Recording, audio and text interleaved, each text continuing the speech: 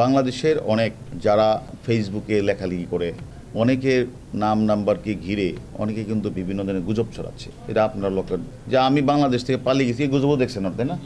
এটা কি বিশ্বাস করছেন? অনেকে আমাদের রাষ্ট্রের অনেক ব্যক্তির নামে কিন্তু অনেক গুজব আসছে, এটা তো বিশ্বাস করেন না। তাহলে এটাও বিশ্বাস করার কোনো কারণ নাই যে আমরা সিকিউরিটির স্বার্থে যাদেরকে আমরা এনেছি তাদের নিয়ে যদি কেউ গুজব ছড়ায় সেটা আপনারা বিশ্বাস করবেন না। গুজব গুজবেই, তারা এই গুজবটা ছড়িয়ে তারা তাদের ভিউ বাড়িয়ে তারা কিছু টাকা ইনকাম করবে, এটা আপনারা বিশ্বাস করবেন না। আমি তো বলছি যে এই গুজবকে আপনারা বিশ্বাস করবেন না। আমরা ডিবিতে আপনারা বহুদিন যাবৎ আপনারা আমাদের অনেক বিষয়ে আমরা অনেককে গ্রেপ্তার করেছি আইনের স্বার্থে। আমরা অনেককে আইনের আওতায় নিয়ে এসেছি এবং কখনো যারা আমার মামলার আসামি তারাও তো কখনো আপনাদের বলে নাই।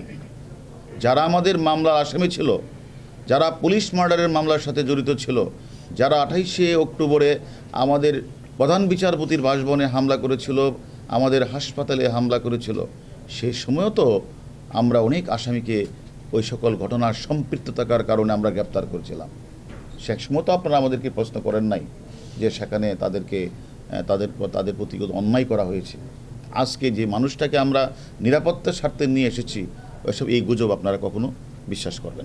ওটা কে কি বলছে সেটা আমি জানি না।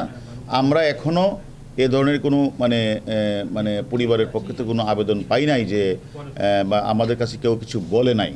আমরা বিষয়টা বলেছি যে আমরা যেখানে যাক তার তো সিকিউরিটি দরকার।